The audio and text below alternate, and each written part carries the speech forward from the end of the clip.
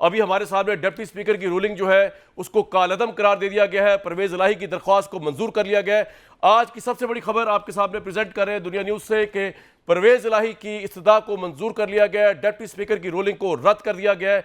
और इसका मतलब यह है कि हमजा शहबाज अब सीएम पंजाब नहीं रहेंगे।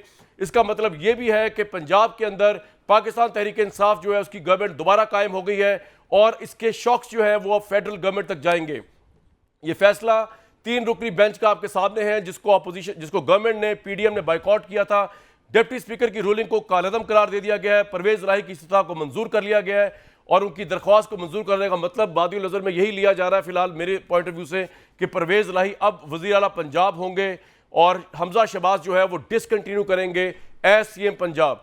फैसले में लिखा गया कि डिप्टी स्पीकर की रूलिंग गलत थी। सुप्रीम कोर्ट ने डिप्टी स्पीकर की रूलिंग कालअदम करार दे दी है, उसको रिजेक्ट कर दिया है, उसको कानून से मावरा करार दिया है और यह कहा गया कि दस्तूर और हमारे फैसलों से ये मैच नहीं करती थी।